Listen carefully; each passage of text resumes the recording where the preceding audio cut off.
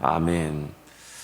오늘 본문 말씀이 그 신천지 즉 이단에서 가장 대표적으로 많이 활용하고 또 강조하는 14만 4천 명 또 아무도 셀 수 없는 흰물이 큰 물이에 대한 말씀입니다. 그 황이종 목사님이라는 분이 신천지 14만 4천 교리의 변화라는 글에 이런 내용을 소개합니다. 신천지 예수교 증거 장막 성전은 비성경적인 회개망측한 교리를 갖고 있다. 신천지인 14만 4천 명이 채워지면 하늘에 있는 순교자들의 영혼이 신천지인들의 육체에 들어가 영생불사의 존재로 변화하고 왕같은 제사장들이 되며 세상 사람들은 신천지 말씀을 배우러 돈 싸들고 신천지로 모여 들어온다는 것이다. 그러니까 이제 신천지는 뭘 주장하냐면 14만 4천 명이라는 그 수를 상징적으로 보는 것이 아니라 실제 수로 보는 거죠. 그 실제 수로 보고 14만 4천 명이 채워지면 우리가 앞에서 6장에서 살펴본 대로 지금 하나님의 보좌에서 순교를 당한 하나님의 말씀과 예수에 대한 증거를 가지고 그 말씀을 지키려다가 순교를 당한 그 순교자들이 영혼이 자기들하고 이렇게 합체가 된다 합니다. 이렇게 합체가 돼서 그걸 이제 신인이라고 부릅니다. 그래서 제가 이렇게 쭉 찾아보니까 이만희 씨가 제일 먼저 쓴 책이 신탄이라는 책이 있는데, 근데 이 신탄이라는 책을 이만희 씨가 그때 당시만 해도 1980년 그리고 84년 그리고 87년 세 번에 거쳐서 이제 14만 4천 명이 되면 우리가 이제 그렇게 신인이 된다. 즉 육체 영생 불사, 내 몸이 신이 되어서 죽지 않는다. 그렇게 그래서 84년과 87년에 두 번에 걸쳐서 이제 기한을 연기합니다.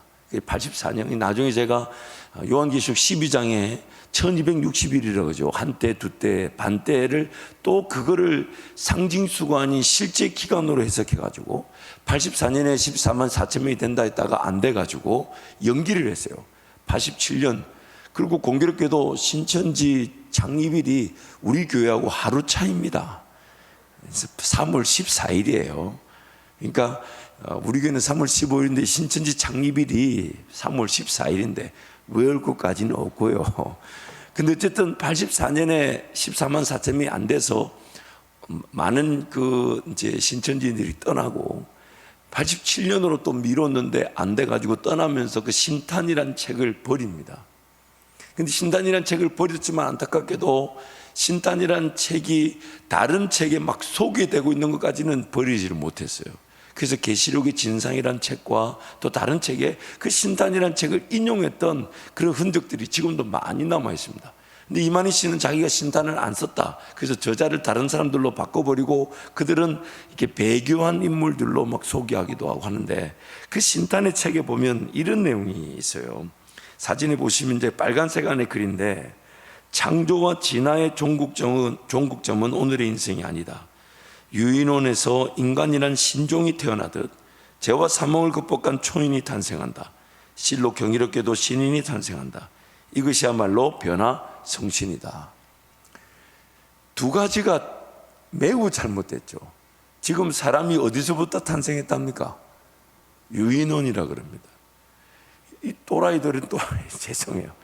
제가 연구하면 그러니까 사람이 이단에게 미혹되는 것은 자기가 듣고 싶은 말을 듣고 믿고 싶은 걸 믿기 때문에 미혹되는 거지. 이런 내용을 한 번만 살펴보면 보세요. 이만희 씨가 지금 자기 입으로 사람은 성경이 말하는 대로 각 종류별로 창조되었다고 하는데 그걸 부정하고 진화되었다고 얘기하고, 그래서 우리도 그렇게 순교자들과 내가 14만 4천에 들어가면 신인 즉 합체한다는 겁니다.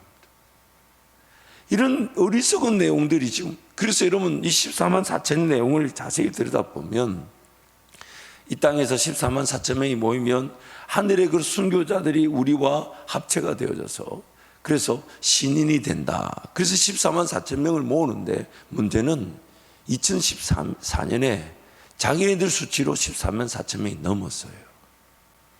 그러다 보니까 자연스럽게 2014년부터는 또 뭐를 슬그머니 목표로 세웠냐, 종교 대통합이라 그래가지고 그러니까 이 14만 4천 명을 상징수가 아닌 실제수로 해석하게 되면 무슨 문제가 생기냐면, 참 그 하나님께서도 그런 마귀의 짓을 농락하듯이 그 14만 4천이 다 채워지게 만들어 버리는데, 두 가지 문제가 여러 가지 14만 4천을 실제 수로 해석하게 되면 여러 가지 문제가 생기는데, 첫 번째는 14만 4천이라는 수가 이만희씨가 살아있는 동안에 다 채워져야 됩니다.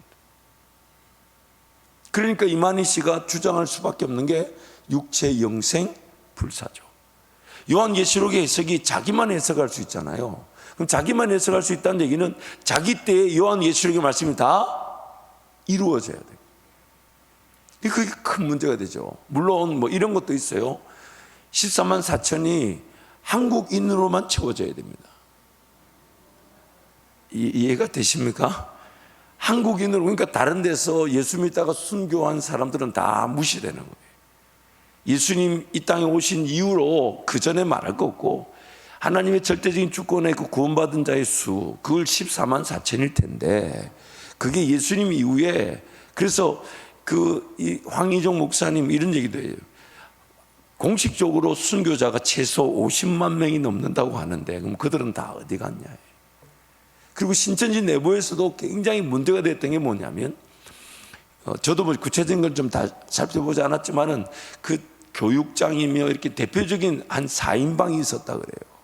근데 그 중에 한 사람, 그러니까 그 이만희 씨를 비롯하는 4인방은 특별한 어떤 그 존재들, 즉 지파장이다, 뭐 교육장이다, 이런 명을 붙여서 특별한 존재들인데, 그 중에 윤모 씨라는 사람이 암으로 죽어버렸어요. 죽으면 돼요, 안 돼요? 안 돼요. 왜냐하면 14만 4천 명에 들어가면 신인 합체가 돼서 하나님이며 사람이 되는 건데, 하나님처럼 되는 건데, 죽으면 돼요, 안 돼요? 암으로 죽었대요. 그래가지고 그 다음에 그래서 제가 좀 이따 사이트 주소를 소개해 드릴 텐데, 여러분 자세히 한번 들어가 읽어보세요. 암으로 죽고 나니까 신천지 안에 무슨 일이 일어나냐면 암보험, 건강보험을 들기 시작한 거예요. 근데 이래 신천지 믿는 대로 난 보험 들면 돼요, 안 돼요? 안 되죠. 왜? 14만 4천에 들어가면 사람이 하나님처럼 되면 영생 불사하는데 보험 들면 안 되지. 그래가지고 신천지 자체적으로 공문이 내려왔어요. 그 공문도 나중에 그 사이트에 보시면 나오는데, 공문 내용이 뭐냐면 보험 듣는 사람은 6개월 안에 다 해지하라고, 이만희 씨 이름으로 보험 해지하라고 공문이 갔다는 거죠. 무슨 얘기냐면 14만 4천을 실제 수로 했을 때 과연 그 사람이 구원받은 사람인지 아닌지를 누가 판단할 수 있는가 하는 거예요. 그러다 보니까 신천지에서 계속해서 처음에는 신천지인이 되면 14만 4천이 된다 했다가 나중에는 점점점 인원이 5만 6만 넘어가니까 복음방에 복음방을 통과하는 사람이 14만 4천이라고. 그것도 인원이 늘어나니까 복음방의 교사 정도 돼야 된다 그러고, 그래도 막 인원이 늘어가니까 나중에는 종교 대통합이라는 목표를 바꿔버렸어요. 그리고 2020년 코로나 기간에는 14만 4천 안에 들어도 하나님이 죽으라 하시면 죽어야 한다. 계속 바뀌어왔어요. 그래서 이 화면에 그 주소를 띄워놔 주시면 여러분 사진으로 한번 찍어 놓으십시오. 이렇게 QR코드를 이렇게 찍으시면, 만약에 여러분 주변에 신천지인들이 있으면 이런 내용을 좀 보내주십시오. 그래서 어떻게든 돌아와야 되는데, 이제 그 황희종 목사님이라는 분이 신천지 14만 4천 교리의 변화라는 이 글을 써놓으신 게 있는데, 아주 그 객관적인 자료들, 그 신천지 이제 도서 출판의 책들을 이렇게 소개하면서 그 내부의 허점들을, 물론 많은 내용들이 있는데 특히 이 사이트에 이분이 잘 정리를 해 놓으신 것 같아요. 그래서 여러분 다시 한 번 더 띄워주세요, 집사님. 카메라로 이렇게 카메라 이렇게 비추면 웹사이트 주소가 뜨죠. 그래서 신천지 14만 4천 교리의 변화 황희종 이렇게 치면 제일 먼저 나옵니다. 그래서 요한계시록 7장은 7인 심판 내용 중에서 6째인 심판과 7째인 심판 사이에 삽입된 내용으로, 그 인심판의 내용을 그 7심판보다 더 중요한 내용이 무엇인지를 본질적인 중요성을 강조하기 위해 삽입된 내용이 들어간 것입니다. 즉 어떤 심판 가운데서든지 간에 하나님의 뜻은 하나님의 교회 그 성도를 철저하게 지키시고 보호하신다는 것입니다. 이 땅이 죄로 말미암아 타락하여 그 심판을 피할 수 없지만, 그래서 우리가 이미 여섯 심판을 이렇게 쭉 보면서 하나님의 그 심판, 마치 우리가 받는 교회들이 하나님의 말씀을 듣고 이길 때에 받는 그 구원의 은혜와 이 땅이 심판에 당하는 그 심판의 내용이 거의 흡사한 구조를 갖고 있죠. 그게 뭐냐면 교회들도 하나님의 말씀을 듣고 이기게 될 때 이 땅에서 천국에 가면, 새하늘과 새 땅에 가면 완성될 복을 이 땅에서 시작하고 누리게 되듯이 이 땅의 심판은 우리의 죄로 말미암아 이미 그 심판이 시작되어졌고, 이 새하늘과 새 땅이 이르게 되면 그 무정이라는 곳에 그 모든 심판이 완성돼도 다 던져지게 된다는 것입니다. 또한 우리가 지금 요한계시록 1장에서부터 쭉 전해져 온 내용을 자세히 보면 우리 이 땅에서 그 지상의 교회는 여전히 불완전하고 여전히 부족하고, 즉 살았다는 이름을 가졌으나 죽은 교회로 보여질 수 있지만 저 천상에는 하나님의 그 천상의 교회는 온전히 하나님만을 예배하는 천상의 교회를 하나님은 가지고 계셔서 거기서부터, 그래서 그 교회들에게 보내는 메신저들이 사자라고 불려지고 그들이 목회자들 통해 또 세우신 주의 종들 땅에 말씀이 전해지게 하심으로써 그 사자들이 회복되게 하시는, 하늘의 뜻이 이 땅에 이루어지듯이 천상의 하늘의 성전의 교회 예배가 이 땅에 실현되게 하시는 것이 하나님의 뜻인데, 그것이 예수 그리스도로 말미암아 완성되어졌다는 것입니다. 완성되어졌다는 거예요. 그래서 이 땅에 지금 지상의 교회가 불완전하고 연약하게 보여도 하나님은 천상에서 이미 예배를 온전히 받고 계시며, 그래서 요한계시록에 나오는 모든 환상은 요한계시록 1장 1절에서 분명히 선언하고 있습니다. 예수 그리스도의 뭐라고요? 계시다. 그 계시라는 것은 감추어져 있지만은 드러낸다. 그래서 revelation이라는 말을 씁니다. 리빌이란 말의 명사형이죠. 즉 드러낸다라는 명사형이 바로 계시라는 말을 쓰는 겁니다. 그러므로 그 계시라는 것은 한낱 빙자한 비유가 아닙니다. 누군가가 해석, 물론 하나님 성령께서 가르침의 은사자들을 통해 이 계시의 말씀이 그 상징적인 내용과 문서적인, 즉 서신서들 그 내용들이 적절하게 잘 해석되어질 수 있도록 사람을 세우시지만 성령께서 가르쳐 주시는 것이죠. 그러므로 어느 한 사람이 그 비유의 말씀을 실상의 계시로, 즉 이만희 씨가 주장하는 것처럼 그 환상은 실제가 아니라 비유고, 그리고 그것을 우리는 실상으로 계시로 누군가가 가르쳐 줘야 한다는 것이 거짓이라는 거예요. 예수님이 말씀하셨어요. 계시라고. 즉 천상이라는 그 모든 건 다 실제입니다. 그러나 그 실제라는 것은 우리에게 다 보여줄 수 없다 보니까 상징적인 모습으로 우리에게 해석이 필요하다는 것이죠.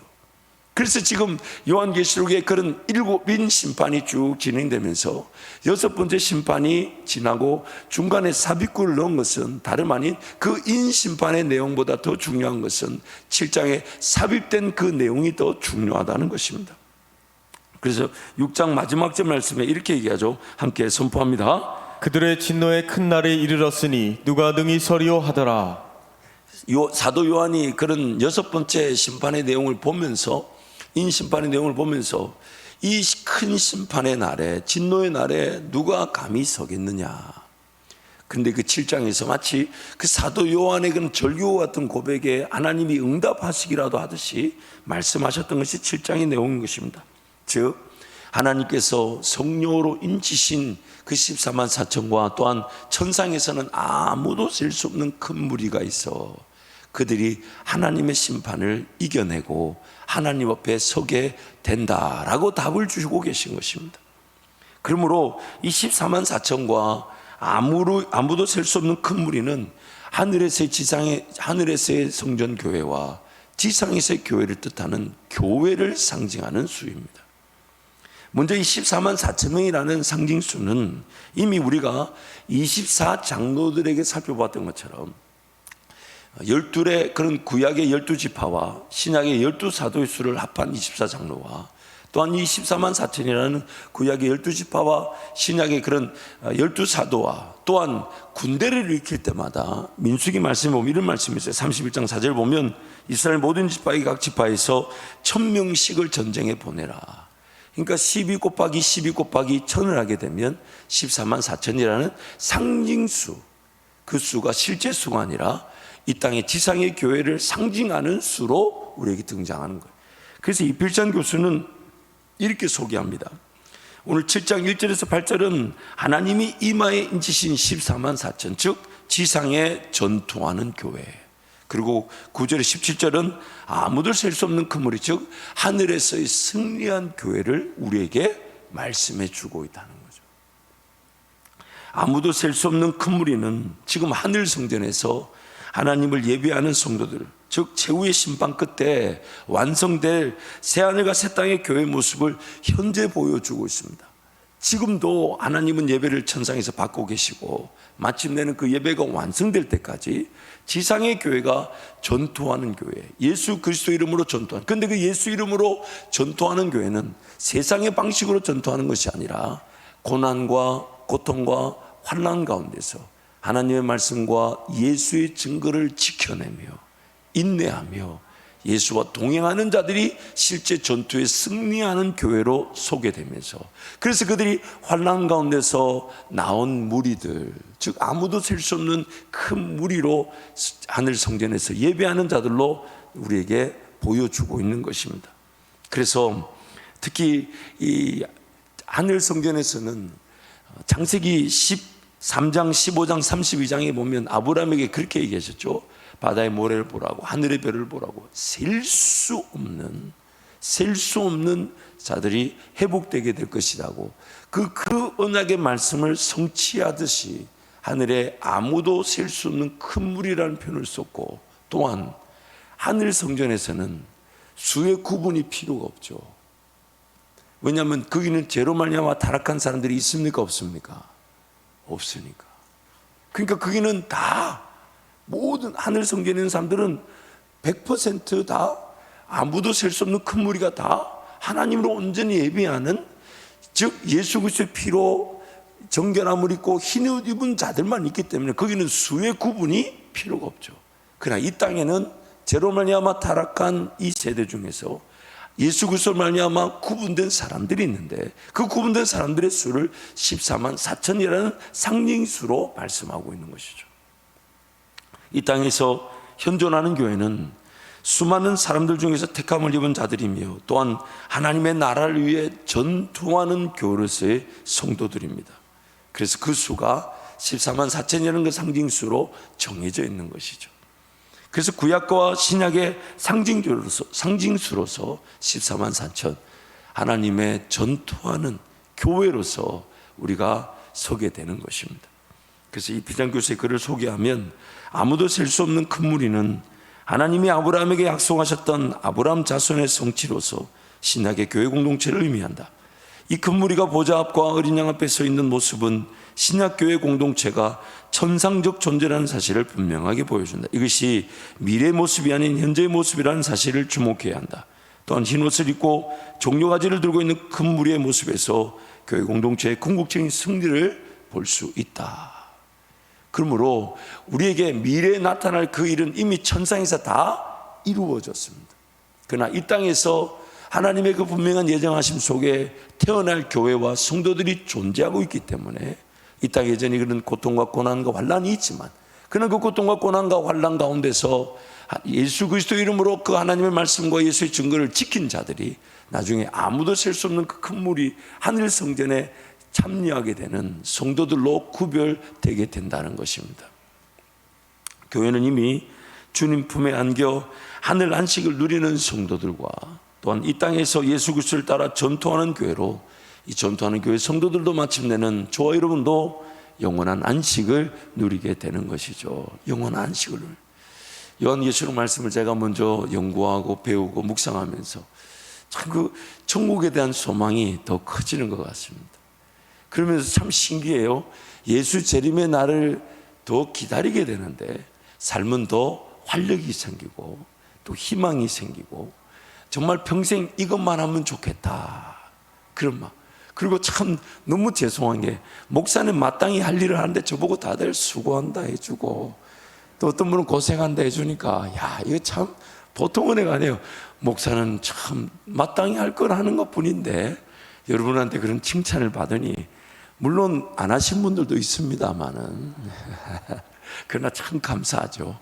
정말 예수의 재림의 날을 더 기다리는 것이 마치 이 땅의 삶을 도망가는 것처럼 보일 수 있지만, 오히려 예수의 재림의 날을 더 사모하고 천국을 소망하게 되면서 이 땅의 삶을 살아갈 힘을 얻는다는 것은 정말 굉장한 역설적, 즉 성령의 능력이 아니고서는 우리에게 주어질 수 없는 은혜인 것 같아요.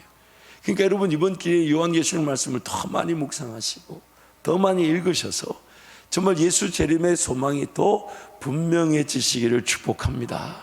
예수 재림의 날을 날마다 기다리면서, 그래서 이 땅에, 그래서 우리가 어제 6장 말씀을 살펴봤잖아요. 다 눈같이 사라지고 말 것들, 그게 명예든 부든 물질이든 뭐든지 간에 눈같이 사라지고 말 것들, 그게 너무 얽매이지 마시고, 그러나 그런 것들을 통해서 하나님이 뭔가 일을 이루신다면 그 목적성이 더 분명해지면 좋겠습니다.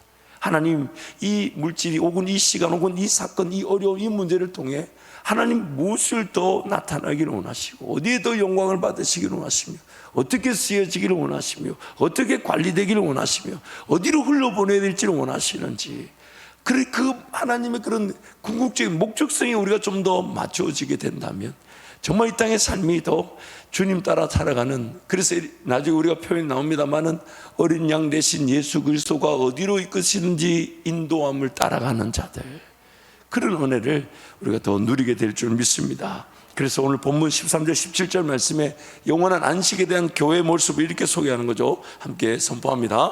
장로 중 하나가 응답하여 나에게 이르되 이 흰옷을 입은 자들이 누구며 또 어디서 왔느냐? 내가 말하길 내 주여 당신이 아시나이다 하니, 그가 나에게 이르되 이는 큰 환란에서 나오는 자들인데 어린 양의 피에 그 옷을 씻어 희게 하였느니라.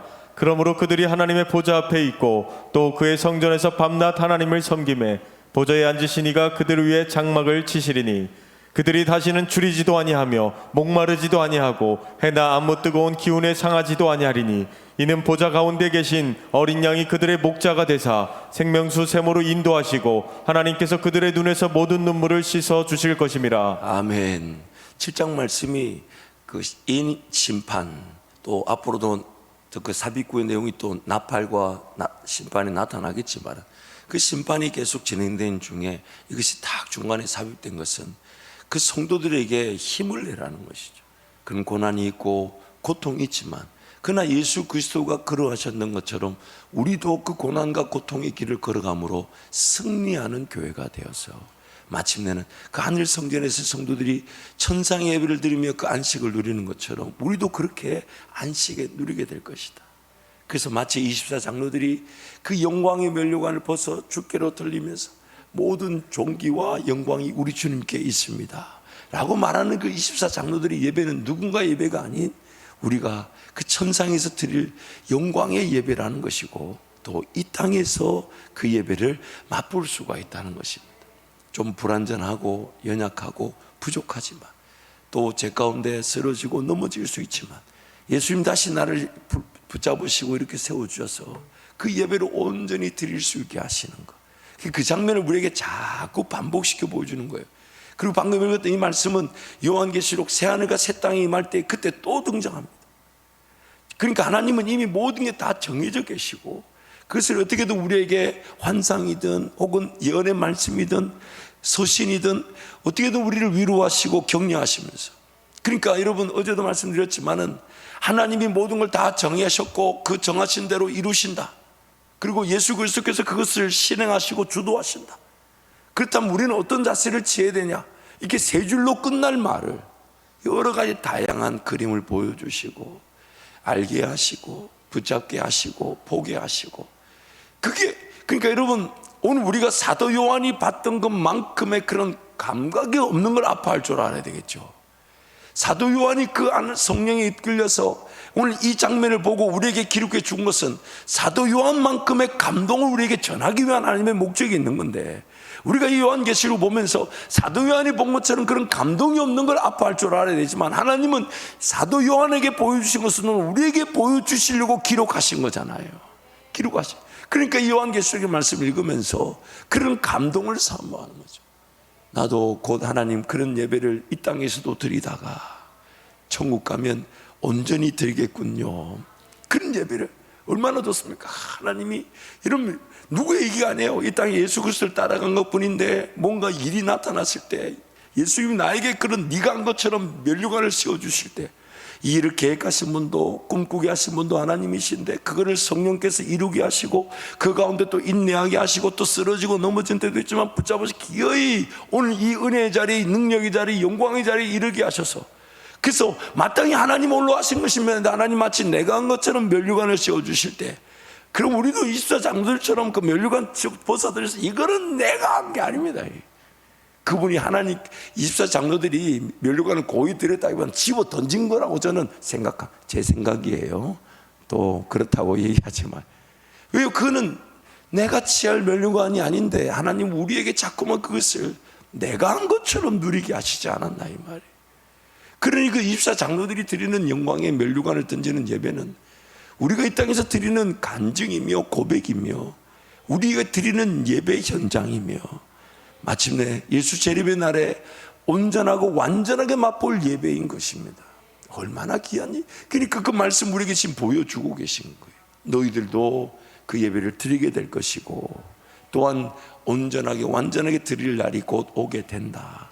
그래서 어제 말씀이 그렇게 얘기하잖아요. 얼마 걸리지 않는다. 잠시 후면. 그 순교자들이 신원하며 언제까지 이 죄악이 관영한 중에 이런 고통과 고난을 당해야 됩니까?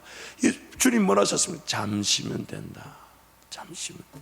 그러므로 우리가 항상 그때가 오늘인 것처럼 주님께 깨어있기를 사모한다면 그 예배를 오늘 우리는 누리게 되는 것이죠. 그래서 교회는 군사적 관점에서 하나님을 위해 싸우는 군대입니다. 그래서 민수기에서 전쟁에 나갈 만한 자들을 계수한 것이고, 하지만 그들의 전쟁 방식은 어린 양 계신 예수 그리스도를 따르는 것, 그리고 그 어린 양 계신 예수 그리스도에서 우리를 위해 먼저 걸어가신 그 길을 우리를 이끄실 때 고난과 고통과 환난이 있으나 그 가운데서 성령의 인치심을 받아 지켜지고 보호되어져서 마침내 그 어떤 고난과 고통, 심지어 사망조차도 우리를 해하지 못하는 승리하는 교회로 우리를 세우신다는 것입니다. 그래서 14절 말씀 보니까 큰 환난에서 나오는 자들, 아무도 셀 수 없는 이 큰 무리가 어디서 왔느냐 물으니까 사도 요한이, 그러니까 이런 이 7장 말씀 묵상할 게 더 많은데 요한계시록 진도가 좀 나지 않아서 이건 다음에 묵상하기로 넘겼습니다만은 이 사도 요한의 그 반응이 참 멋있어요. 장로 24 장로 중에 한 사람이 묻는 거예요. 사도 요한에게 네가 보는 것 중에 이 아무도 셀 수 없는 큰 무리를 보는데 이들이 어디서부터 나온다냐 했더니 사도 요한이 이렇게 고백하죠. 제가 모르고 주님만 아십니다. 왜요? 모든 해석은 다 누구에게 달려있기 때문에요. 하나님께 다. 그러니까 우리 인생에도 마찬가지. 무슨 일을 당하고 뭘 보든지 간에 여러분 우리가 알잖아요. 우리가 보는 게 전부가 아니에요.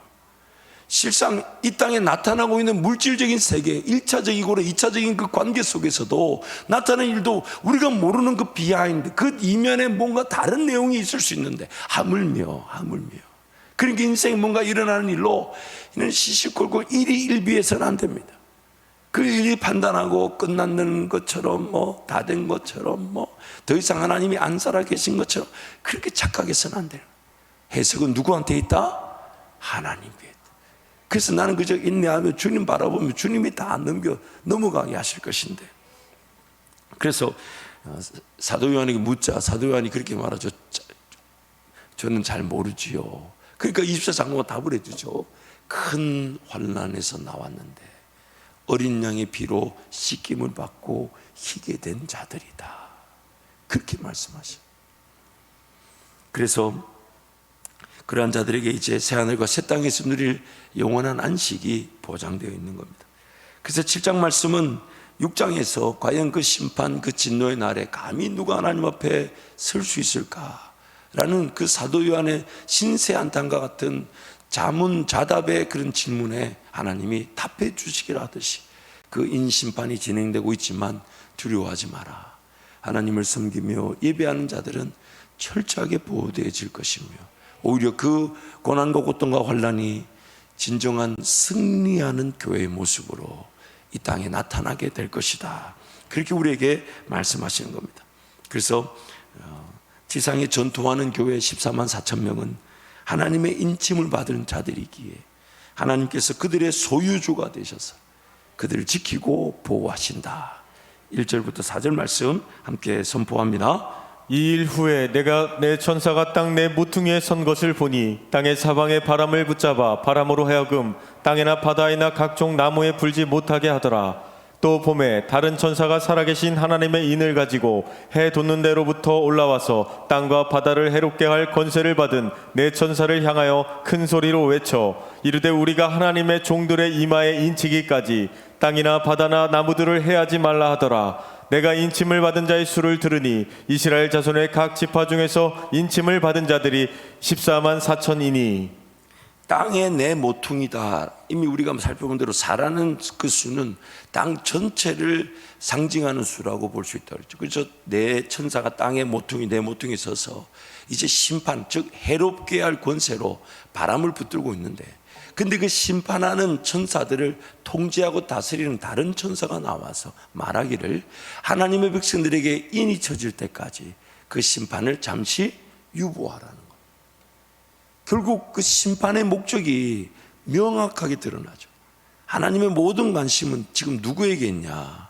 하나님의 인침을 받은 그 백성들의 보호와 인도하심에 달려 있다는 겁니다. 그것을 목적으로 모든 심판이 결정된다는 거예요.